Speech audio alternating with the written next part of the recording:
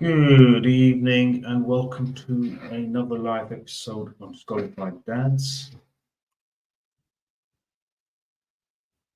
Now, for those of you who are already online, can someone confirm in the chat whether you can hear me clearly? Let's just do a quick sound test. Can you hear me and see me clearly?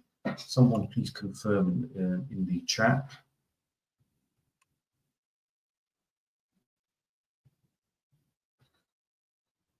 Right, guys, Mr. Ryan, that family law guy, will be with us very shortly.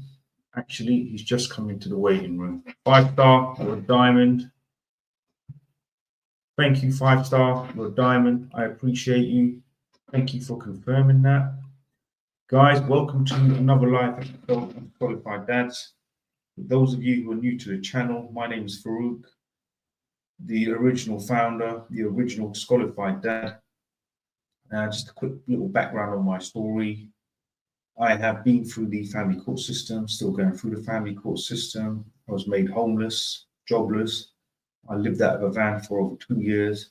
I haven't seen my children coming up close to 3 years. I haven't seen them, spoken to them, ain't heard their voices. I have no idea where they are, what they look like, what they're doing, what they're up to, and what they think of me now. I have no idea. So look, I know exactly what you're going through.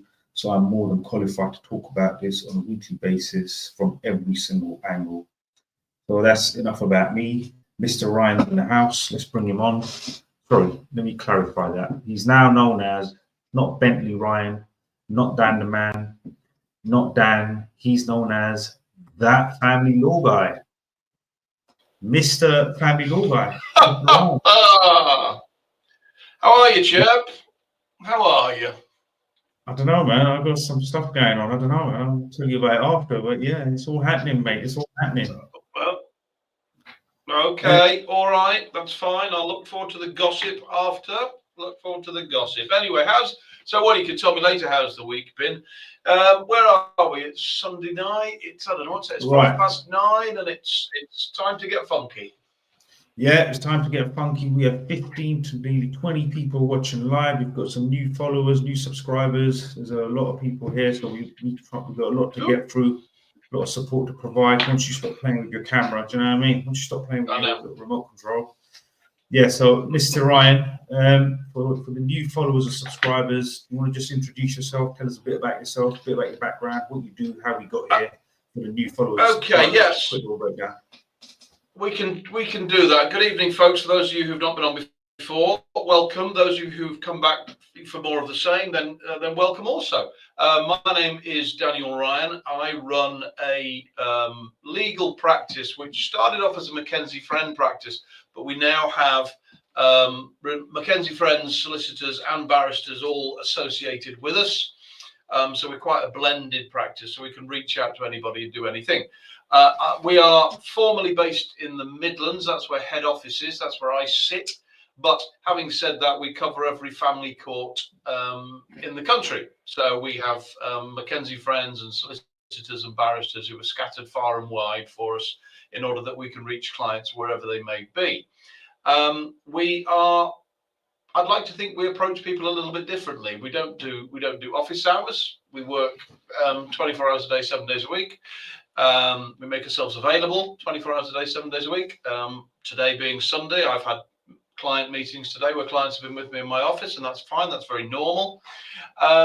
We endeavour to help, but the key thing that we do is we care. We care. That's who we are. Well, listen, I'm glad to hear that you've made time for some of your clients. I mean, I haven't spoken to you all week, but look, we won't go there. We're going to go there now. It's all good. You've got time for your clients. Well, it's time for this brother over here. Do you know what I mean? There are clients. When I say we care, I didn't mean about everybody, did I? I just said we care. Clearly. Yeah. Yes, guys. I'll stop it with your tears. Move on. All right. No, I'll have a moan later. That's fine. I shall have a moan later. I just want to give a shout out to this fella here. This is a new follower, new subscriber. Shout out to you.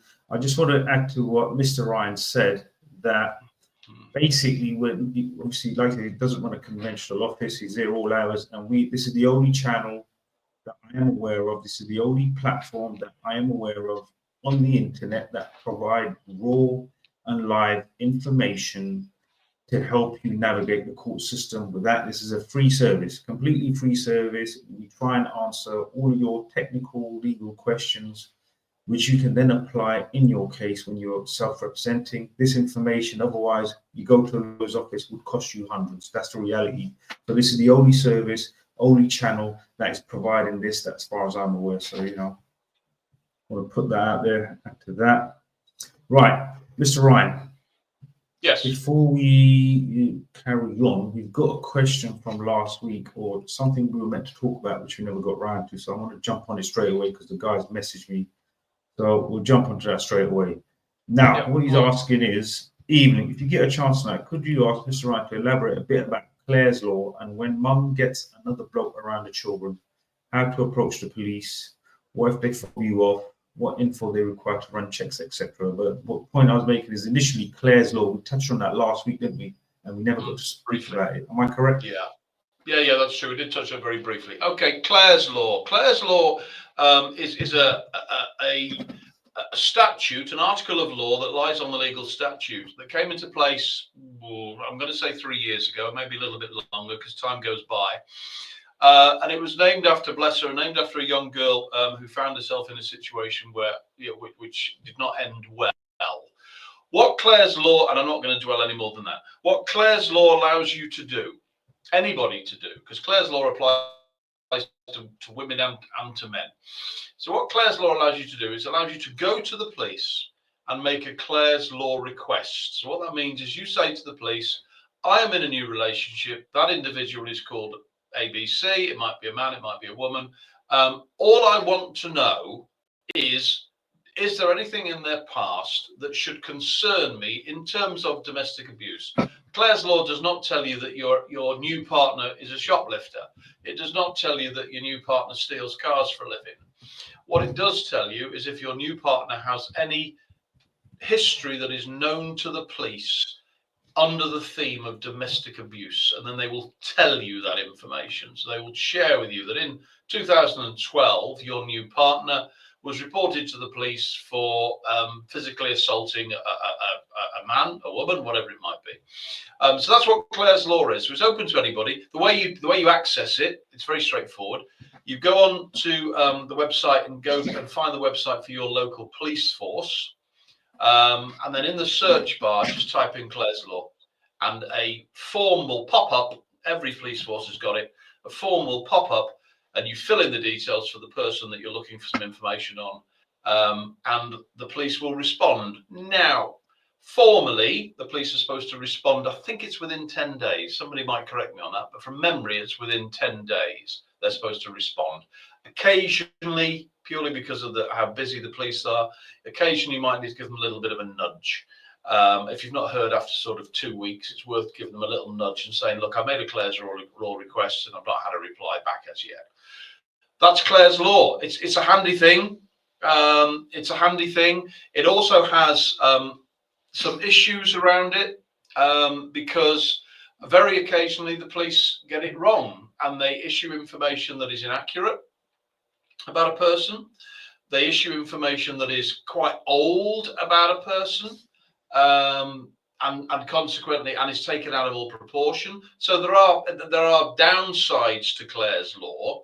I'm not saying it is the answer to our prayers. It is a helpful tool, but some of the information that you may well receive, may be disproportionate. And I'll say no more than that on it, because as I say, I appreciate the fact that there are some people who have been the subject of a Clare's Law referral, i.e. their new partner or their existing partner has done a referral, and they have then found out information buried in their history that either is inaccurate, it never happened, and that does happen, I'm afraid, or they'd moved on and they bettered themselves, or they solved what the issues were, or there was a unique set of circumstances leading to that particular incident, and suddenly you're looking at your new partner and they're looking at you and thinking that you're in some way tainted or you're an abuser of some description. So it kind of cuts both ways. My personal view is it is more valuable than not, and I think it's a handy tool, but I entirely accept the fact that Clare's Law is used by people as a bit of a weapon at times in order to dig out information about people and expose people unnecessarily. Because what it obviously ultimately does do is it removes the ability to rehabilitate. It removes the ability to say, you know, I did something really stupid 20 years ago, and I've kind of moved on, and I've kind of grown up, and I've kind of got past it, and then suddenly it gets presented to your new partner because she's asked, because somebody's Claire's lawed you. And then it's there, staring you in the face. So, difficult one, but that's Claire's law. Right, Mr. The person that asked that question, I hope that answers the question. If you need any more on it, just drop me a message. Right, let me jump onto this. Right, guys, this is my email right here. disqualified.dads@gmail.com. So, JK, that was my email. Send me a message now. I've got my email, and I'll see if it comes through, because I've had no emails from you. What you said, I'm not sure if my emails are getting through.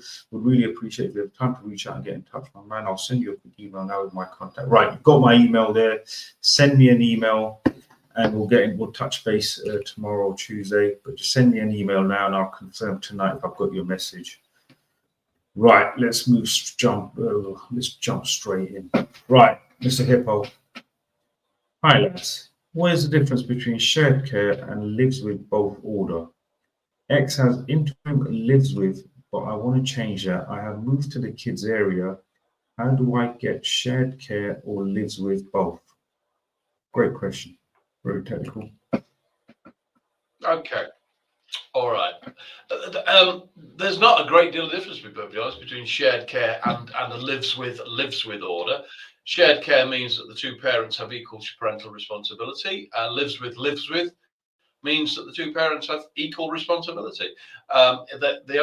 The reason that they use one versus the other is entirely down to the personal preference, whoever's writing the order. There's very little in it. There's very, very little in it. So let's just see where we are here. So your ex has an interim lives with order, but you want to change that because you've moved into the children's area and you now want to get a shared care order or a lives with order. Okay, all right. That is going to require you obviously to return the matter to court in order to seek that.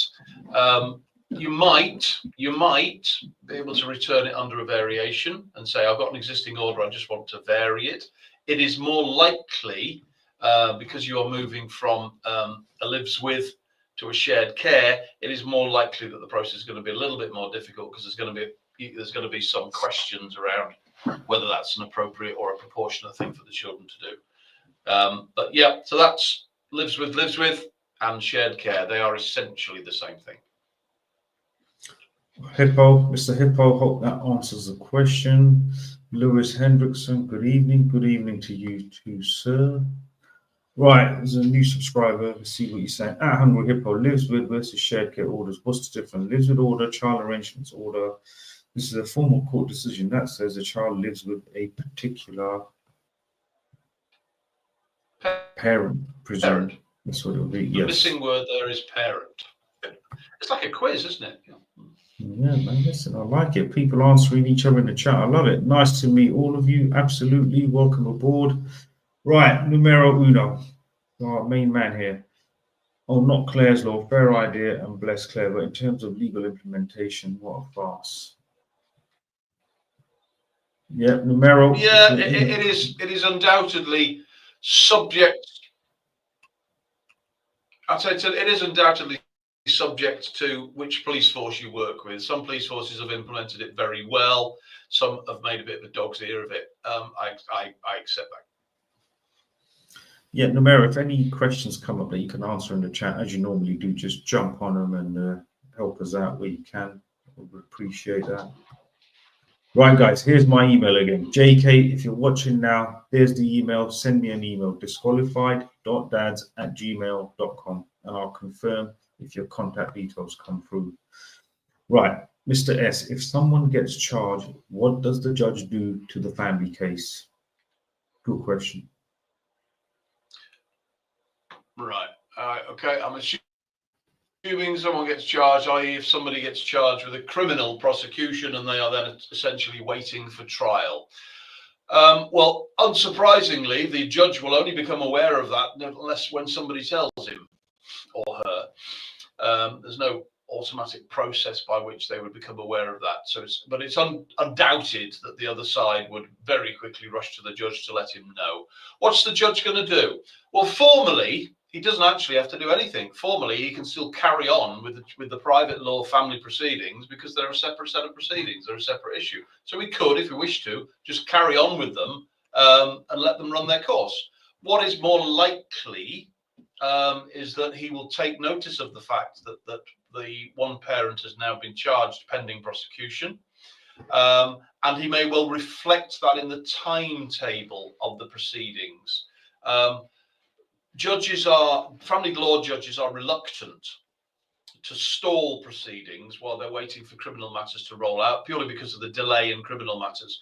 You can wait 2 or 3 years for a criminal trial to come into a courtroom, and family law judges will absolutely not stall proceedings for 2 or 3 years just to wait to see what happens in criminal court. What they will do is they will make some inferences, i.e. they will make some decisions based on the fact that you have been charged on a criminal matter, and CPS, Crown Prosecution Service, are clearly taking that prosecution forward. From that point of view, the judge will make some balanced view on where that sits in terms of your guilt, and it's highly likely that the family law proceedings will continue, but the outcome will not be great, because the outcome will reflect the fact that you are currently carrying a potential risk as a result of awaiting criminal trial. Obviously, depending on what you're awaiting criminal trial for. Yeah, it's not good. I don't think it's. I think it'll be good. Claire's law is evil.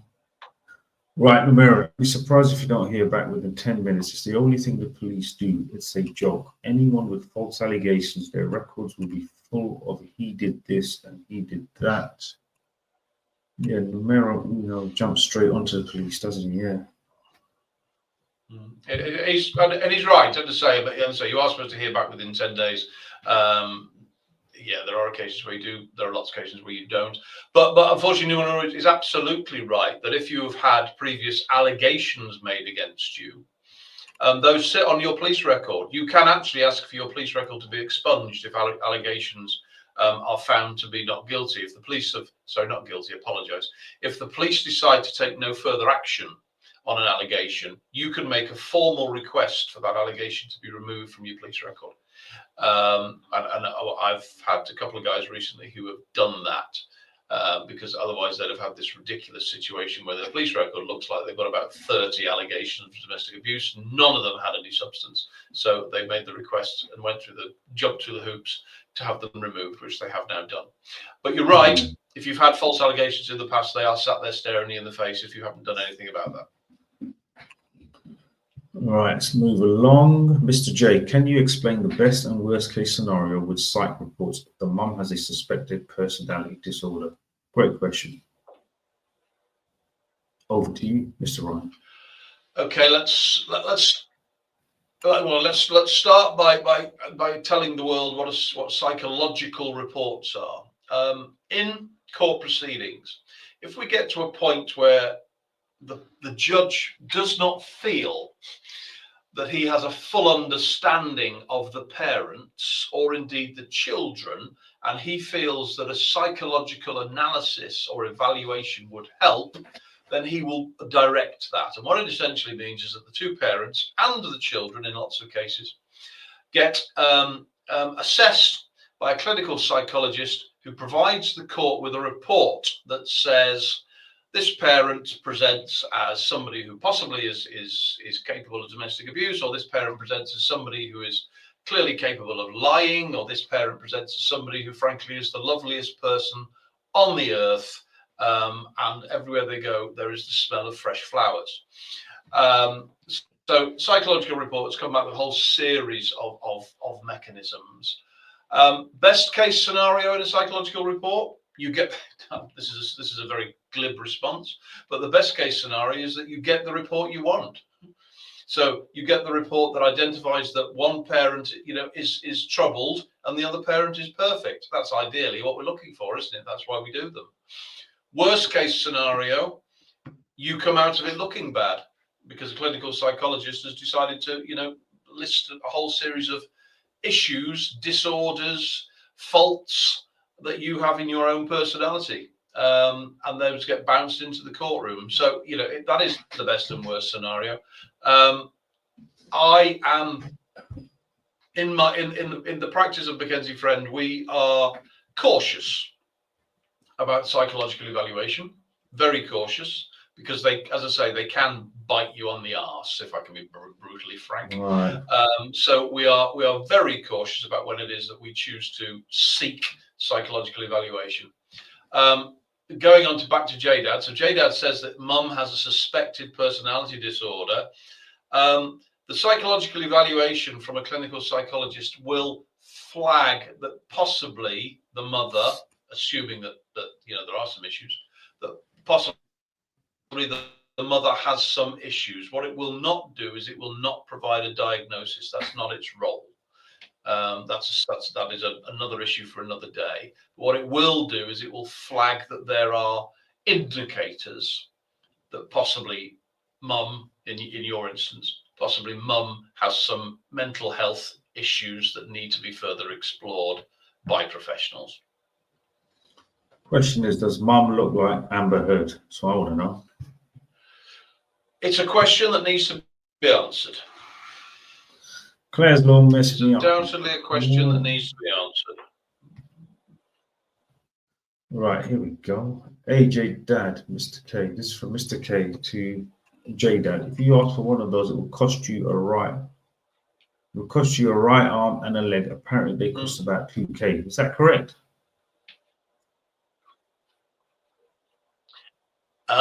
Actually, I'm going to say, Kai, that is not correct, and I'll tell you why. That is not correct. Your average psychological evaluation costs about 6K. 6K. If you are doing both parties and the children, it's between 4 and I've had the cheapest one I've had where a mum and dad and a child were done was £4,500. The most expensive one was nearly £12,000. If there is legal aid in the case, if one party has legal aid, the judge will usually ask for the cost of psychological evaluation to go onto the legal aid purse, so it doesn't cost either party.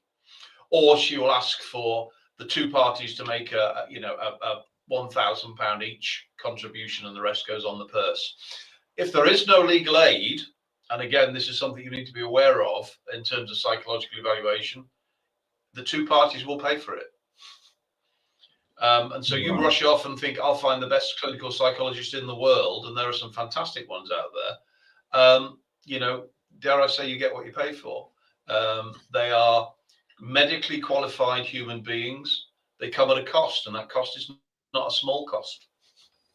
Yeah, sounds like a hefty fee to pay, and it could also backfire. So you might want to think twice about that. And it can backfire. Yeah, and then you suddenly think, well, I've got a great report. Let's just follow this through. I've got a great report, but now I want them to come to court and give evidence in my trial, in my hearing, because I want them to talk about the report and tell them how terrible the other side is. There's another fee for that because they want to be paid, obviously, to come to the hearing. Bloody hell. Yeah, I think the psych report, I think you'd have to really give that some thought before you go down that road, clearly. Right, here we go. Mr. S, how do you set aside a non-mol? Ask the question, what am I going to get from it? Mr. S again, how do you set aside a non-mol or occupation order at expiry date while the family case is going on and the other party making allegations?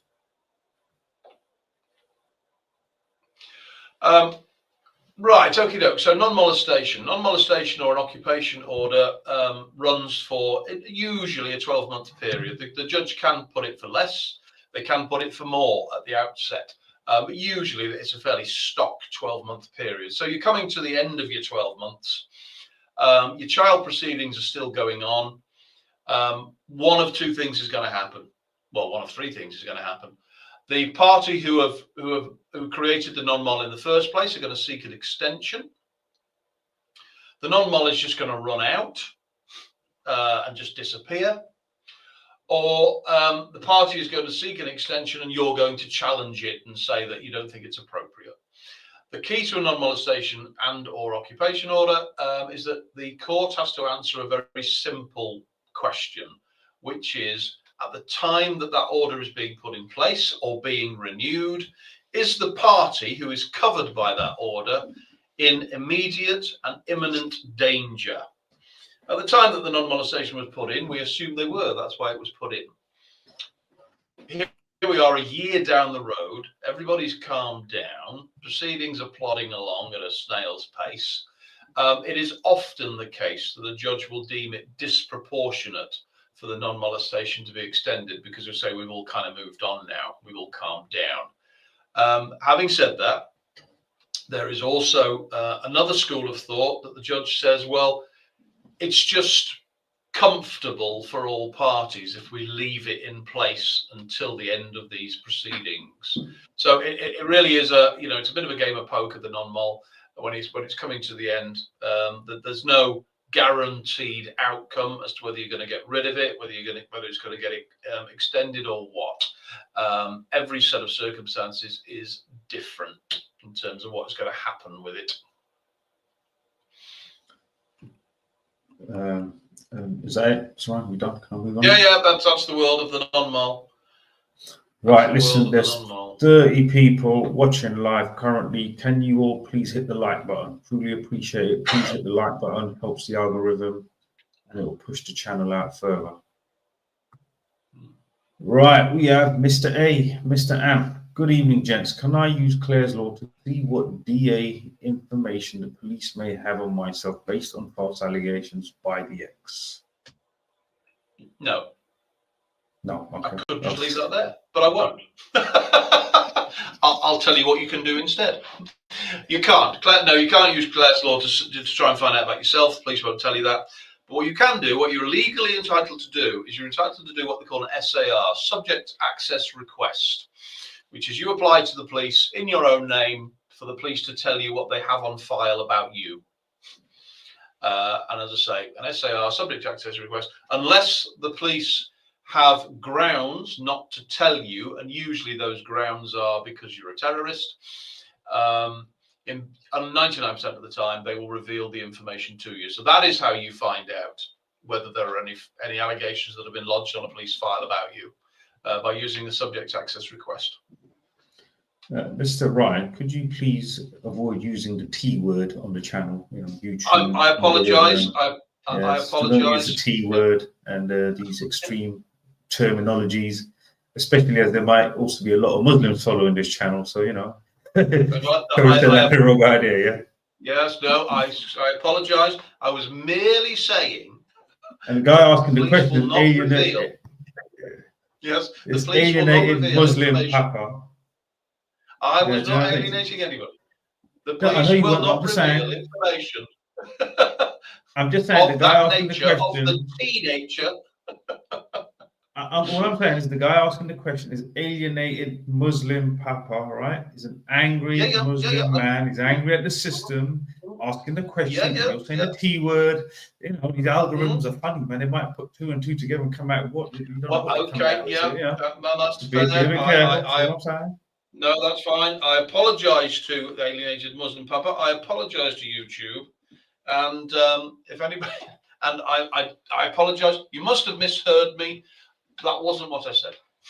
I just want to say to YouTube, if you have misinterpreted anything Mr. Ryan has said, I don't know. He's not with me. You just dialed in, brothers. You just dialed in. Don't shadow ban me. Don't shadow ban this qualified dads.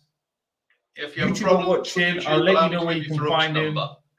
Yeah, I'll let you know where you can find Mr. Bentley Ryan. Yeah, I'll tell you, don't shadow ban me, don't block the channel, yeah?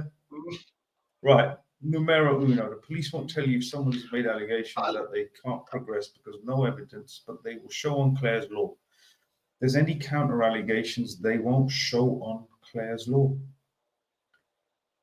Does that make sense to you? Yeah, it does make sense to me. And again, numero is pretty much on the money. Clare's Law is, can be quite inaccurate, and it really does. Clare's Law is really reliant upon the quality of reporting by the police. Because the problem that the police have is that police forces essentially have two reporting systems, because they have the PNC, which is a police national computer, but then also every police force has its own sort of local reporting system. So you can make allegations that, you know, sit on the duty sergeant's desk, but never quite make it to the PNC, to the police national computer. So it is, yeah, information within the police forces, it can be messy, to say the least. As I say, I stand by my original comment that I think Clare's Law is more beneficial than not, but I entirely accept that it can lead people up the wrong path based upon what the police have entered into the system. Yeah, Numero Uno, thank you for covering that. Just keep answering wherever you can in the comments. Appreciate it. Right, Mr. C, seems the only real purpose of Clare's Law is to scare potential new partners if you've been through a process and nothing proven. The idea any random can get details of what you've been accused, hold on, of seems insane. So much for GDPR. So let's go on to this question. I'll just jump in just before we jump into that very quickly. Yeah, go on. Yeah, there is a degree of assessment on Clare's Law. When you make a Clare's Law referral, before the police will just spew information out to you, they do tend to contact you to establish who you are, in order that we haven't just got people making malicious applications, to find out about the bloke across the road, or the bloke down the road, or the bloke who just pissed them off in the local pub. So it does have some control measures in it. How effective they are is another thing entirely, obviously, but it does have some control measures. Right. His follow-up question is, can Dan, or I presume he means Mr. Ryan, elaborate how you would go about getting false allegations removed from police records? Good question. I can, yeah. It is a relatively straightforward process. You essentially, again, you go onto the website of your local police force, and with a bit of searching around, and it's not the easiest thing to find, but with a bit of searching around on the website, you will find a form where you can apply to have information that the police hold on file that is no longer relevant removed, in order to expunge your record. Now, you can only apply, it's been ages since I did this, so I'm going from memory now.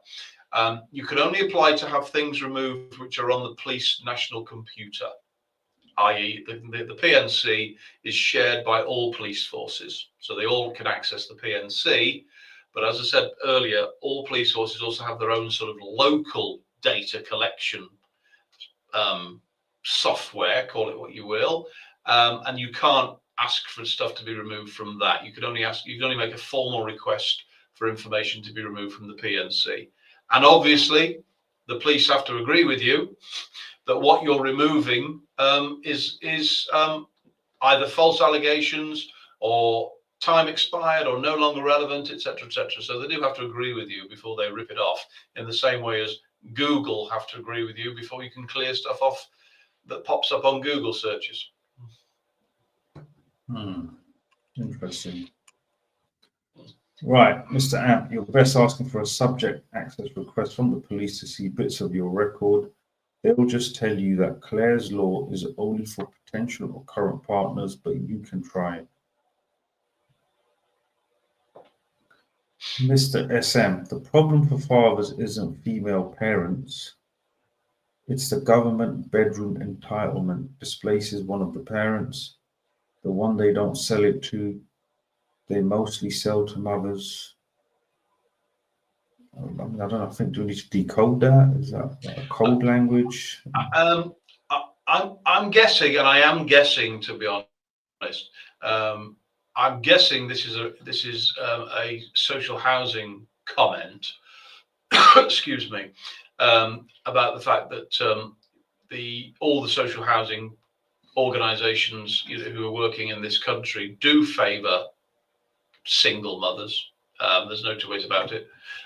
When they're searching for when they're searching to place people into their properties. The government bedroom entitlement, I would need a bit more. I have half an idea what we're talking about there, but I would just want to clarify before I started ranting about it. So perhaps SM could give this a bit more clarity, and then I will either rant or be corrected. Yeah, Mr. SM, please elaborate further. In the meantime, right, so Mr. Amp again. At numero uno, thanks. That's my next step. We've had confirmation. I have nothing on PNC, but does not include info held by local police. The joke about psych reports, the more messed up your ex is, the more time it will take and the more it will cost. That's a very good point. I think this highlights again. See, numero uno, appreciate that. You're a legend. Now, this highlights the point again about, we keep talking about this, and it's nothing new. It's the same old message. You have to be strategic. How does this serve me? How much will it cost? Is it worth spending this money on this, or is it worth letting this go and keeping that money for a final hearing where you might bring in some big guns? You might bring in a nuclear option, bring in some barristers and whatnot. Hey, bring in the big guns, bring in me and Mr. Ryan with you. Do you know what I mean? So look, this is the key question. Not the key question. This is the key point I'm making. Strategy. What am I getting out of this? What purpose does this serve? Is it just to prove that I'm not mad, but she's mad? But once you do prove she's mad, how does it help your case? How does it help you get access to your children? So highlighting the point again, know when to fight, when to counter, when to survive, when to defend. Strategy. Strategy is everything in court. Right, Mr. Christian Kumar, Mr. K, I'll just call you Mr. K. Evening, chaps. Great show. I agree, it is a great show. Really nice setups you both have. I have to agree with you again. Just regarding the allegations where the police didn't take further action, what's the best way to remove these off my file? There's a lot of questions around this tonight, isn't there? Yeah, we've all latched onto this. Yeah, if you've been NFA'd, no further action. You can, as I say, that is held on the police national computer. You can make a request for that to be removed. Now, that is at the discretion of the police force that you approach, and I'll tell you why that's the case. Because whilst you've been NFA'd, no further action, you have been investigated, which means there has been some basis for an investigation to take place. So some police forces are of the opinion that information should still remain on file in order that the police are aware, and it's mainly for the police's benefit. So if 10 years down the road you get another allegation, the police can check the PNC and note that you have had this allegation before, which then obviously then starts to ring alarm bells. But having said that, the process is, as I've already described, you contact the local police force and you say, you know, what is, via their website, and say, what is your process for me to formally request for irrelevant information about me to be removed from the PNC, from the police national computer? And they are required to tell you what that process is. So it's a bit of form filling, but it is doable. I've got lots of clients who have done it. You can, I'm just picking up on the rest of Mr. K's comment. You can, yes, visit the local police station and they will give you the guidance on how to do it. But if you go on to the whichever police force it is, if you go onto their main website, their Gov website, and just search for, clearing allegations, removing my personal information, something like that, you may have to mess about a bit with your search phrasing, but eventually you'll be able to get to a place. Even if you find just a help form that you can fill in to say, please tell me how I do this. But there is, as I say, every police force has the ability for you to do it. All right, hope that answers the question, Mr. K. Let's move along, Mr. Cal. So if I wanted a psych report of my ex, then I'd have one as well. It's never going in our favor. That not worth it. I agree. I think we've covered this, and I agree. Yeah, as I say, the court does not allow one psych report to take place. We'll psychologically evaluate one party, but not the other, because that's not fair. So both parties will always be evaluated unless there are incredibly extreme circumstances as to why that's not going to happen. So you just need to answer the questions that obviously Farooq has already raised. I'm going to spend some money. What is the potential outcome? Does the potential outcome justify the money? What is it going to do in terms of furthering my case? And if you can't answer in the positive to all 4 of those questions, or was it 3?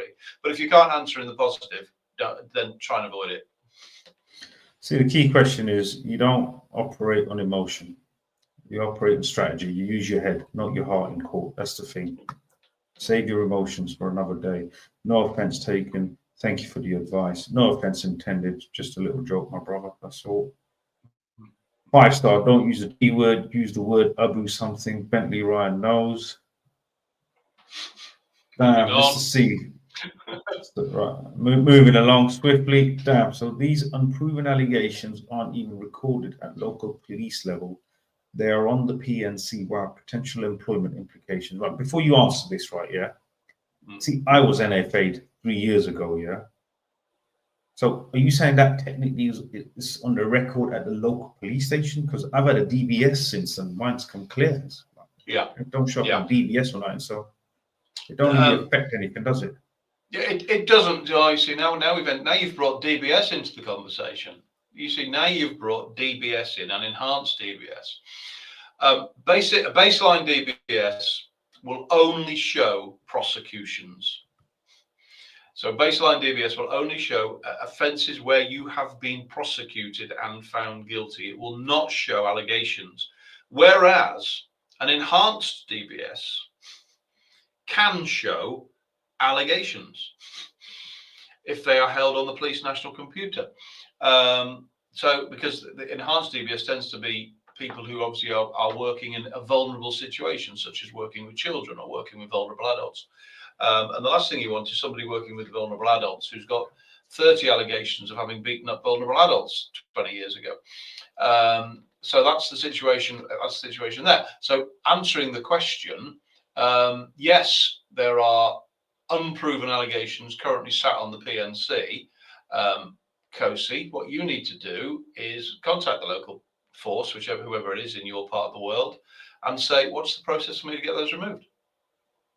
And they will advise you. But you're right, it does have potential employment implications, but only if you're going to an employment that seeks for some sort of DBS check. And then, as I say, at the base level, they won't appear. It's at the enhanced level that possibly would appear. Fair enough. This is good to know. It's actually very good to know. Right, Mr. H. My ex got me arrested 2 years ago. I have NFA, that presumably means not NFS. I've put in C100 for contact arrangements, as at the moment I see my daughter when the ex feels like. My ex is going for a holiday. Does she need consent? The child is currently with your ex, from what I've just read there. So the child is currently with your ex, which means your ex is the primary carer. Boss, you both have parental responsibility. I'll remind you of that. But your ex is the primary carer. She is entitled by law to take her child, appreciating it's also your child. She is entitled to take her child out of the country on holiday for up to 28 days. And does not require your consent to do so. Yeah, what I'll say, Miss H, is look, I mean, if you got to look at it like this now. Is she about to pack up and get up and leave the country? I mean, legitly. Does she have links in other countries? Does she have property in other countries? Does she have these sort of finances? If she doesn't, and the answer to that is she's just going for a holiday, is it worth getting funny about this? Because you're getting some contact when she feels like it. So look, right now the key factor is you've got contact. It's not a solid contact, but it is contact. Now, if you start kicking off about the holiday, she will just potentially take it out and use somewhere else along the line. When she comes back from holiday, she'll start playing games again. Allegations could start. So at this stage, what I'll say is, and you were arrested 2 years ago, so 2 years have passed by and you've got contact. The key point I'm reading here is this, Mr. H. You've got contact. You need to focus on the contact and how you're going to progress that contact and how you're going to get a court order where you've got long-term secure contact. If you start getting drawn into the emotions of the power game where What's bothering you here, I think, is the fact that she has the power to take your daughter on holiday and has the power to decide when you see her, when she feels like it. You feel like lashing out, you get angry, you get frustrated. I'll say to you right now, you need a cool head. You're playing the long game. Eyes on the prize, don't get drawn in. You need to pick your battles. And she can take the country for over 28 days. So I would say, look, let her go on holiday, come back. And if you keep showing as well that you've been drawn in, this is getting at you, you're giving her power. You have to make it look like you don't care. You're chilled. You ain't bothered. That's how you got to remain. You got to stay cool and focused. Don't get drawn in. That's what I'd say. Right, moving along. Make sense, Mr. Ryan? Yep, agree with that. Agree with that. Right, Mr. S, are you seeing more people getting charged and leaving it to the courts because of the campaign against DA? Are the police charging more people? I'd say not, actually. I'd say not. I mean, I only sit on the peripheral, really, of criminal activity. So I couldn't tell you what the current stats are in terms of how much domestic abuse is getting pushed forward to trial. But the criminal process in this country is that police make an investigation, they prepare a file. That file is then presented to the Crown Prosecution Service with a recommendation from the police that it goes forward. The Crown Prosecution then have to answer a very simple question, which is it in the public interest for that file to go forward and for a prosecution to be pursued? And when I say is it in the public interest, the question is, what happens if we don't? If we don't, that individual possibly is going to commit another crime because that individual, is possibly a serial abuser. In which case, we need to make that judgment call, and it is in the public interest. If we believe this is a one-off event, and this is what CPS look at, this is a one-off event in a highly emotional scenario that happened one Saturday afternoon where two people were kicking off at each other and one of them got a bit handy, the police are actually likely to not pursue that matter because it takes up too much court time. So there is an obligation with every police force in this country that they need to take domestic abuse seriously. And that's absolutely right. I agree with that wholeheartedly, because domestic abuse in this country is at epidemic proportions. Not just men against women, but women against men, just people hurting each other is at epidemic proportions in this country. And so the police do need to take it seriously. How much is going forward in terms of prosecution? I don't know the exact stats. From my experience, probably not as much as it should be, to be perfectly honest. I think too many people are getting away with domestic abuse because the police haven't got the resource to pursue the inquiry as fully as they should. And consequently, people are being, dropped out of the system. And unfortunately, 2 years goes past, new relationship starts, and here we are again, new allegations. So that's my view. That is my view. Yep, right, let's move along. Jay, thanks for an email sent to the same address. Perhaps it's in your junk folder. Right, I've just checked my emails. I've got your emails. Do me a favor, put your mobile number and email as well. I'll call you tomorrow. We'll have a chat. We'll have a little touch base, see what your situation's about. Right, Mr. H, I've said to her not to ever contact me directly until we have a proper court order, as I don't trust her. But at the moment, we have family mediators that we communicate through. Mr. H, again, I want to highlight this is a positive thing. The fact that you have family mediators that are willing to mediate, willing to engage, it is a route for communication, and you're having contact with your daughter. Just stay focused on that. Stay focused on that. Yeah. These are all positive things. I'm worried she'll say that I've refused to have contact with her, so she will just take my daughter on holiday without consent. Look, the fact is this. She doesn't need your consent. She is holding the card. We need to accept the fact that she's got the card. She's got the ace card. She has got your daughter ultimately. Now, you have contact and you have mediators. You remain sensible, stay focused, and keep looking at the long-term goal. The fact is, if you had no contact, that is a lot more damaging than having some contact. Having some communication is better than having no communication. And considering she placed allegations on you 2 years ago, whatever's happened since then, moment has passed, you've got contact. You need to strategically put your emotions aside and strategically focus on how you're going to progress this through further as your daughter is now growing up. Because the key is you need to remain relevant and present in your daughter's life. You have communicators, mediators, keep them on side, show them you're a reasonable parent. Play the game. You're going to have to play the game. And the key thing, as I keep saying, patience. I mean, I can hear the frustration in what you're saying, but this is what I'm talking about. This is when your patience is tested. We can all preach these things, yeah, when you're not actually going through it. But this is the moment I'm talking about where you can bite your tongue, keep your emotions in check, and look at the long-term war, looking at the final round, look at the fight all the way through. You're not going to go in the first few rounds and unload all your punches, yeah? You need to save them up for the full 12 rounds. You're going the distance. This is a marathon, not a sprint. Never forget. Right, AH from numero uno. Depends where she's going and for how long, and whether you have PR and whether there are any current orders. Again, as I mentioned again, right, yeah, unless she's loaded and she's got properties in Dubai and Spain and all over the world where you think she can get up and disappear, unless she's of that caliber, yeah, she's going to be coming back. I don't think personally. I think it's more about ego and the fact that someone has that power over you that is bothering you. My point is, put your ego aside. It ain't worth it. I don't think it's worth the fight right now. Numero uno, enhanced DBS will show arrests and interviews under caution. The police won't remove them, but they're only supposed to report stuff, even on enhanced DBS, where it is relevant.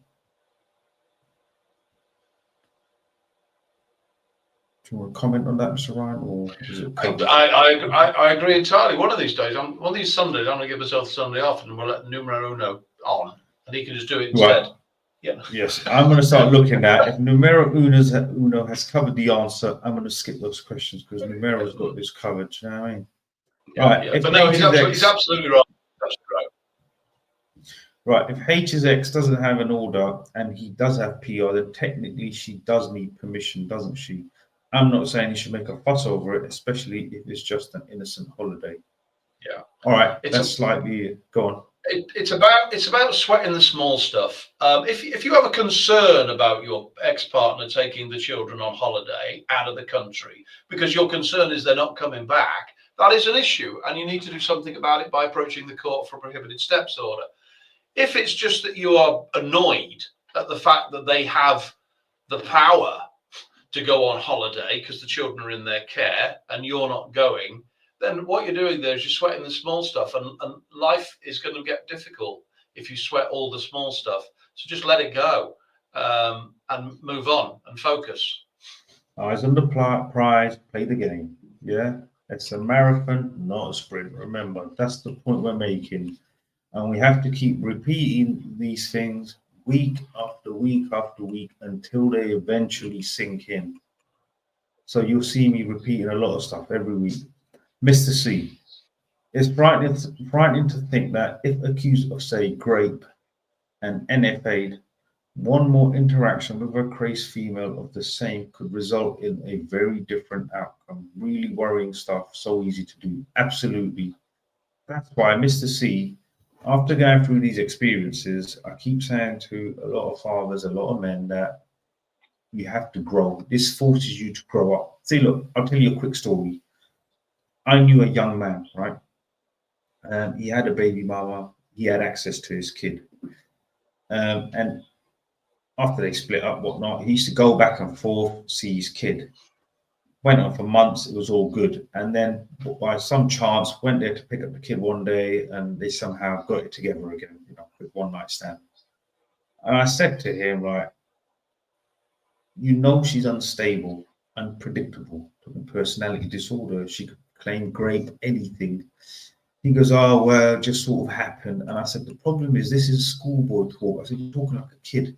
When you get done for grape and you've been arrested for something like that, and I know another guy who spent 3 months in jail for that. Luckily, they found no evidence and realized she was lying. and he got off. But that 3 months, really, he grew up in those 3 months. He realized how vulnerable you are. So I would say, after knowing what we know, you have to be responsible. You have to cover yourself. You have to take precaution. You should be able to read people a lot better. I think you have to just be a lot more responsible. Now, anything can happen ultimately, but these situations force you to really grow up and look at yourself and look at the decisions you've made. Do you know what I mean? In the past. And they should affect the decisions you then make going forward in the future. Right, Mr. Amp, my ex is looking to return back and rent in the local area, but has mentioned that rent is too high. What would be the best way I should approach this? And also, what would the courts likely decide? Now, I'm trying to understand the situation. So, depending on where your ex was and the fact that she decided to come back, should you even be involved in this conversation about rent? She's moving to the local area. That's it. Accept that. And whether rent is high, low, what? Why are you getting involved? I don't think there's anything to do. Finances are settled. You've got your own sort of space. She's resident parent. She's now taking on that role. You don't need to get involved. Don't get involved in it. That's the way I see it. What do you reckon, Mr. Ryan? Yeah, I agree. I mean, I'm a little confused by the comment. You know, if your ex is looking to move back into the locality, if that assists you in terms of being able to see your children more often, then that's wonderful. But if she, and I assume it's a she, if she is saying that you know, she'd love to move back into the area, but the rent is just too excessive for her, and you want to get involved in assisting her with that, that is, of course, your absolute right, as a decent human being. But formally, on a formal level, it's nothing to do with you. It's not your problem. Would be my view. Move on, bro. It's not your responsibility, bro. You gotta let go, man. I'm just saying, brother, you need to let go and move on. I mean, I tell you what, Mr. Amp, I'm having trouble making rent here. So if you want to chip in this way, if somebody out there wants to help me with a bit of rent and a bit of food and a bit of dinner, listen, man, send in them super chats. And actually, I forgot to mention this for the last year on the stream. If you want to support the channel, there's a link in the description of the video. It's a PayPal link. Send in your donations there. If you want to support the channel, £1, £5, whatever it is you want to send, ultimately it goes towards supporting the channel. So there's a link in the description. Help support the channel. It keeps us on air and keeps us going ultimately and covers some of these overheads. But Mr. Amp, it's nothing to do with you. Don't get involved in the rent unless it aids your purpose or is strategic. And what you can do is you can use finance as an incentive. So when she moves in the area, and she's playing ball, you're seeing your daughter, things are amicable.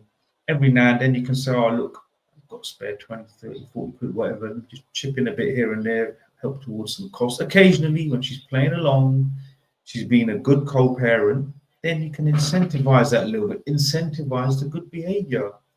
Throw a little, throw a few quid here and there. If she's really playing along and you're really getting along. Do you know what I mean? Eyes on the prize. Strategic, play the game. Mr. S, if X uses the family courts to get info and use it to make more allegations to stall the investigations, what can we do? Okay, let's dissect this question. So what's actually being asked is, and I'll use the scenario, if in your family law proceedings there are allegations flying around the room, and the judge decides that he wants to explore those allegations, the parties who are making them are going to be required to provide evidence. Now, what can sometimes happen is you can essentially and inadvertently fuel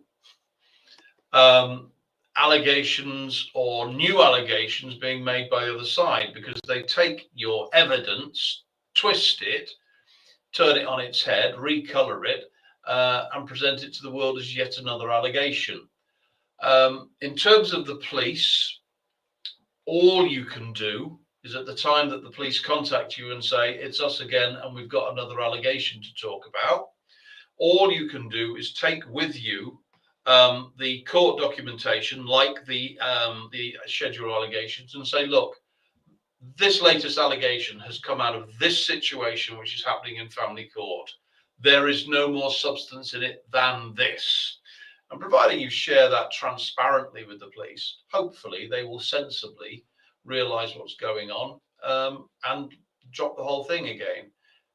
The downside you run, obviously, is the fact that, the police can look at an allegation and say, well, we just need to investigate this just to make sure there's nothing in it. So it is dangerous. It is dangerous. Allegations floating around the court, witness statements floating around the court, evidence floating around the court does provide fuel to the outside world. Be wary of that. All right, guys, we're going to start bringing this to a close. I've got a few more comments and questions, so we'll try and cover that. Right, we've got a little thread going here. Let's cover this. Right, covering her rent helps because the children are back in the area and return to their schools. Yes, in that case, yes. This is now strategic. I hopefully get 50-50. My solicitor, as I mentioned, I should contribute to get the children back. Now, look, if you need to contribute initially for her to secure the property so she's in the area, and then eventually you're looking at 50-50. And the key factor is if you can afford it. If you're rolling and you've got a bit of dosh, then I say do it strategically. Because then once you get 50-50, or once your case progresses on to the point where you pulled it off, then, like I said, you can reevaluate your financial position. But yes, if it's strategic, I would say yes. In that case, definitely a strategy to secure the property, secure the children's school in the locality, and yes, going down this road would make sense then.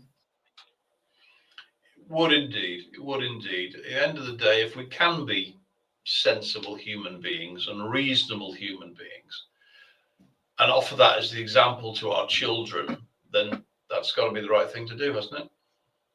Yeah, listen, yeah, it makes sense. It makes sense in that case.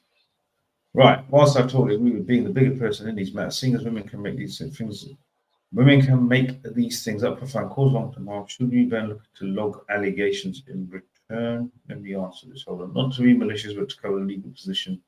Mr. C, if you are in a relationship now, yeah, and let's say you're at home, you've got your property, as I keep saying to, like I said, if you make counter allegations, it don't help. And if men generally make allegations in that sense, they're not believed. And police don't take male allegations too seriously anyway. So the point is, as I've said from before, you need to have logs, records, audio. Now, some people might agree, some people might disagree. Even in the communal areas in your home, if you've got audio recordings or camera recordings, anything can be recorded there. So if you've got nothing to hide, she's got nothing to hide. So the communal areas in the home all have recording. Even if you don't tell her, the recording's there, you know you've got it, that'll cover you and protect you if you're that concerned. But if you're in a relationship where you're thinking of making, keeping a log of allegations, man, there's no way to live. It's better to not get into a relationship than to live like that. That's the way I see it. Or get into a relationship, but you don't live with her. You don't live with you. You don't need to go down that road if you're that worried. And if she does live with you, or she's staying over at yours, it's your property. You're allowed to have the audio and video recording in all areas. Straight, you're covered. If you're that concerned, cover yourself, protect yourself. Remember that documentary on Netflix, that guy, because that child, what do you call it, the child camera thing he was recording, that's the only reason he managed to get out of that situation. I tell you, that's the only reason his missus got jail time for the abuse he endured. Yeah, it was the baby monitor, wasn't it?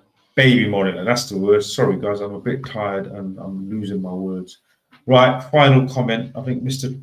Ryan's nodding off there as well. Let's tackle this final comment. You look like you're passing out there. You all right there? I must sort this chair out. I keep sliding down this chair. I'll be on the floor in a minute. I thought I might have to wake you up. I thought I need like a little buzzer or something that can shock you and then wake you up every now and then. You know what I mean? The night is young. The night is young. Right, Mr. K, at Gossip, I asked this my solicitor at the start, but he said, do not do that. Just keep my mouth shut. Sometimes nothing said is better. Right, Gossip, right, I am post-final order and have good contact. I'm thinking future engagement with women and don't want to get bitten twice if these allegations are hanging around. No, it's definitely good to be precautious. Definitely good to be precautious. But I say this, like you said, you are post final order and have good contact. Now the problem now is you're already thinking past the final order and thinking of future engagement with women. You shouldn't be thinking about any engagement with anyone right now, yeah? The bottom line is it's not over till the fat lady sings. I see a lot of guys get excited before the final order. You need to get through the final order. You need to get that in writing, and then you need to start living by that order, and then start thinking of all these things. Eyes on the prize, yeah? Don't start losing focus, and don't start thinking about engagement with women. The concept, I don't want you to think about women right now until you are 6 months past your final order. You don't think about women straight. That's what I'm saying. And if you're thinking about women like that, you're still in that paranoid state. So when you get with a woman, they're going to read that off you. That body language, your subtext will play out. You're not in a good place. Get past the final order. Work on yourself. Get to a good, confident, strong place where you can confidently enter a relationship and take charge without worrying about these things. So that's what I say. Don't get into it right now. Don't even think about it. I'm just going to add something to that. Oh, yes. Go on. In my experience, and obviously, I've done this for a while, and I've dealt with guys, predominantly guys. We'll stick with that for now. Guys who obviously, finished a relationship that's been a right old mess in family court, and obviously then they move on with their life. And at some point, you do want to start a new relationship, and that's absolutely the right thing to do. We are human beings. We're not designed to be on our own. My advice is very simple. From the outset of a new relationship, be crystally clear and transparent, and say, my previous relationship was an absolute car crash. She made allegations against me, etc. Now, that new human being that you're trying to engage with will do one of two things. They will listen to you and give you opportunity to explain your position, or they will run. If they run, that saves you a bit of time, because that means they weren't right for you in the first instance. If they listen, because they accept the fact that we've all got a past, we've all got a history, then that's the basis of possibly building something. But you have two opportunities with a new relationship. You either get a good, solid, reasonable human being, or you get a horse in a field. And what is a horse in a field? Unstable. See what I did there?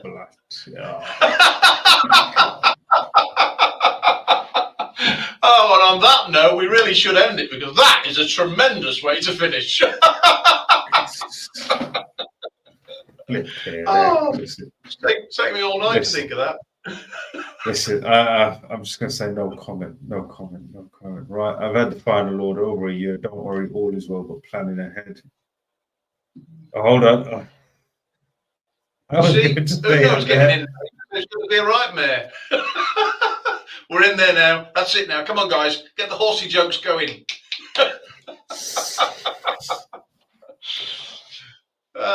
Dear. No, you're right, 5-star. I need to calm down. Clearly, I've had far too much tea. Yeah, I think you need to get to bed. Tea.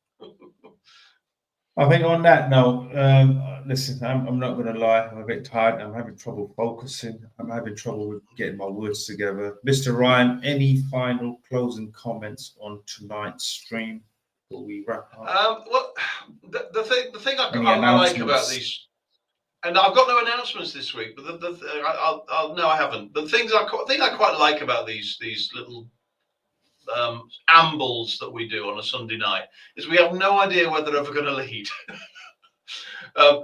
We start with half an idea, and then it just wanders off in a direction. And here we found ourselves, dipping into the world of Crown prosecution and police national computers and all manner of stuff. So hopefully everybody's learned one little nugget of something about something.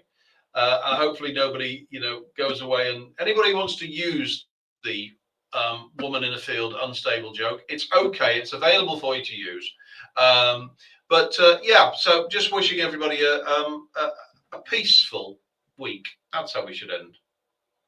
Yeah, and I'm going to end it on Cossip's final comment. Always be partial to a black beauty. There you go. We're talking about horses. Women have compared me to a stallion. I've been referred to as a stallion before. So you know, I'm staying on the horse theme. I've been referred to as a stallion. Yeah, listen, you don't know me back in the day, man. I'm getting in good shape now, but back in the day, man, stallion, mate, young stallion. You know what I mean? But to be fair, that girl the other week said that you were hung like a Shetland pony. Right, that's it. I'm done. I'm out. Stop it now. I'm Stop out. it. We're going. We're going. Good night, guys. Right, guys, like, subscribe, follow, and share. Thank you for your engagement. Thank you for tuning in. We're here every Sunday, 8 o'clock, 8 p.m. every Sunday. Next Sunday will be potentially around the similar sort of time. But like, subscribe, follow, and share every Sunday. We are here. We'll see you next week. Thank you for watching.